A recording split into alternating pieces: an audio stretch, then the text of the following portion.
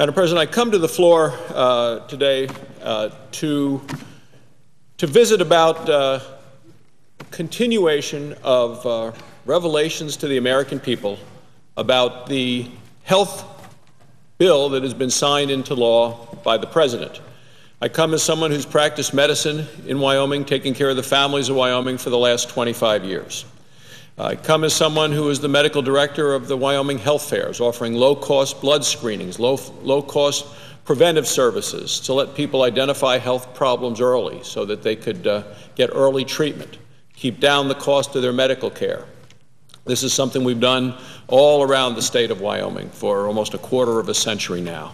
And I come today to offer a doctor's second opinion. And I've done this every week since the health care bill has become law, because every week there is a new revelation, a new finding, something that once again affirms what those of us who oppose this health care bill and this health care law had said would happen if this actually became law. And so I come to the floor to tell you what I've found in the last week. Because after all, the goal of health care reform was to lower costs, to increase quality, and to improve access for patients all around the country. I continue to believe week after week, as Americans learn more and more about this law, that this is a law that is going to be bad for patients. And I hear that as I traveled the state of Wyoming this past weekend talking to folks. Bad for providers, the nurses and the doctors taking care of those patients, and I heard that this weekend again traveling around the state of Wyoming. And something that is going to be bad for payers, people that are going to have to pay the bills for their own health care because the costs are going up, people that are paying for their own health insurance because the costs are going up, taxpayers who are going to have to pay for this because those costs continue to go up. So I come to the floor having just taken a look at the Sunday New York Times, an article by Robert Pear, Changing Stance. The administration now defends insurance mandate as a tax. Administration now defends insurance mandate as a tax. Madam President, I stood on this floor week after week hearing people on the other side of the aisle saying, oh no, this isn't a tax, this isn't a tax. Now all of a sudden the administration says differently. But then who can forget Nancy Pelosi, the Speaker of the House, who said, you don't get to find out what's in the bill until the bill is passed. There have been so many broken promises, Madam President, made by this administration and this president to the American people that it is no surprise that a majority of the American people continue to want to have this law repealed and replaced. Well, let's review a couple of those promises. One is the President said the plan I'm announcing tonight, and he did this to a joint session of Congress with those of us here attending. He said the plan I'm announcing here tonight will slow the growth of health care costs for our families, our businesses, and our government. Well, the chief actuary for Medicare and Medicaid said, of course, the President is wrong. Then the President said, if you like the health care plan, you will be able to keep your health care plan, period. He said no one will take it away, period. He said no matter what, period. But then the chief actuary of Medicare and Medicaid said 14 million Americans would lose their employer-sponsored health coverage under the law. And when the White House came out with its own recommendations and rules and regulations, even they have said a majority of Americans who receive their health coverage through work will not be able to keep the coverage that the President of the United States promised them that they could keep. And now the one where the President said, I can make a firm pledge under my plan. No family, he said, making less than $250,000 a year will see any form of tax increase. He went on to be specific. He said, not your income tax, not your payroll tax, not your capital gains taxes, not any of your taxes. That's what the President happened to say. Well, that wasn't just a candidate speaking that way. Even as President, in September of 2009, a speech before Congress, President Obama again promised the American people the middle class will realize greater security, not higher taxes. Well, what a difference a year makes.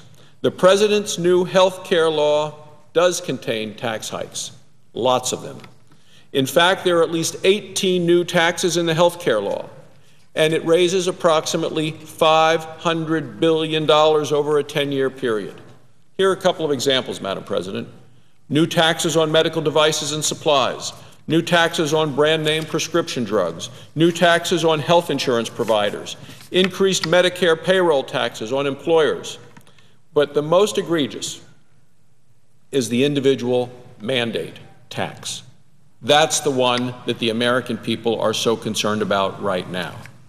The new health care law requires all Americans to buy Washington-approved health insurance, and they have to do it by the year 2014.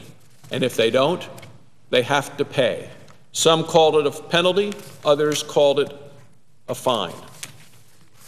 For the first time in our nation's history, the federal government is ordering the American people to use their own hard-earned money to buy a specific good or service. Now, most people that I talk to who see through all of the games and the wording say, this is a tax. Even ABC News' George Stephanopoulos clearly pointed this out during a September 2009 interview with then-President Obama. In that interview, Mr. Stephanopoulos pressed President Obama, pressed him to admit that the individual mandate is a tax. He asked President Obama, he said, so you reject that it's a tax increase? And the President responded, I absolutely reject that notion. Well, Mr. President, apparently your own administration disagrees with you, and clearly your Justice Department disagrees with you. Because as the New York Times reports, on just July 16th, just this past Sunday, said administration officials say the tax argument is a linchpin of their legal defense in defense of the health care overhaul and its individual mandate now being challenged in court by more than 20 states and several private organizations. I mean, it's so interesting, just the first paragraph. When Congress required most Americans to obtain health insurance or pay a penalty, Democrats in this very chamber, Democrats denied that they were creating a new tax. But in court, the Obama administration and its allies now defend the requirement as an exercise of the government's power to lay and collect taxes. So there you have it. The article says the Justice Department now believes, now let's see, the Justice Department, they take direction from the President. The Justice Department believes the individual mandate penalty is a tax precisely because it generates money, $4 billion per year through 2017, and that's according to the Congressional Budget Office. So you have the President promising the American people one thing and directing his Justice Department to say exactly the opposite. Well, you might say, is this partisan? No, we're talking about the New York Times article, and the New York Times goes on to quote Jack Balkin, who is a professor of law at the Yale Law School. And this is somebody who actually supports the health care law. This is a supporter of the health care law. And what does he say about President Obama? He said he has not been honest with the American people about the nature of this bill. He says, this bill is a tax. So here you have a supporter of the health care law, a supporter, a Yale Law School professor, who goes on to say of President Obama, he has not been honest with the American people about the nature of this bill. This bill is a tax. So we have President Obama's own administration now admitting the individual mandate to buy health insurance is a tax increase. Well, this clearly violates the President's repeated promises that no one making less than $250,000 a year would see a tax increase. Congress's Joint Committee on Taxation confirms that the tax hikes in the health care law absolutely will hit millions of middle-class, working-class families struggling in this economy. Once again, we see and hear the President of the United States promising the American people one thing and delivering something entirely different. The President went on national TV, said his individual mandate was not a tax. Now the President's administration says that it is. And so I come to the floor again today with a doctor's second opinion, outlining the broken promises of this health care law, the broken promises made by this President and this administration to the American people, in forcing through, cramming down the throats against the wishes of the American people, a law that the American people did not want and still do not want.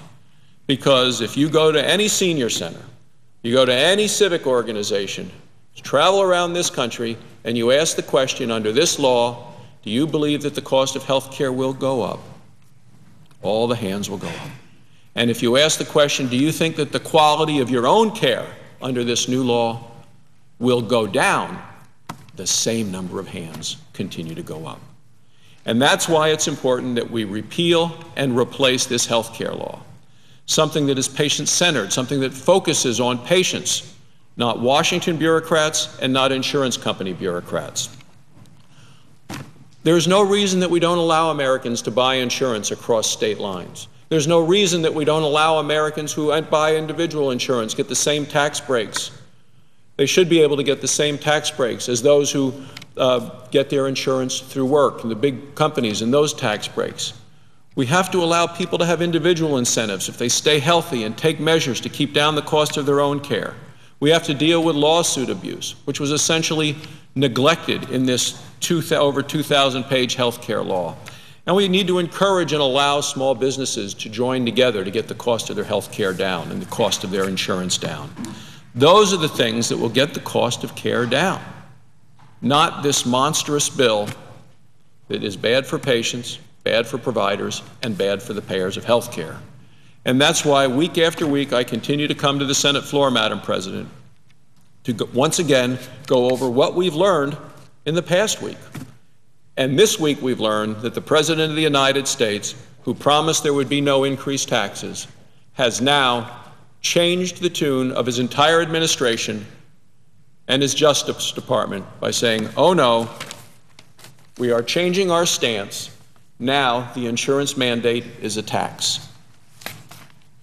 I offer my second opinion, Madam President, and it is time to repeal and replace this health care law.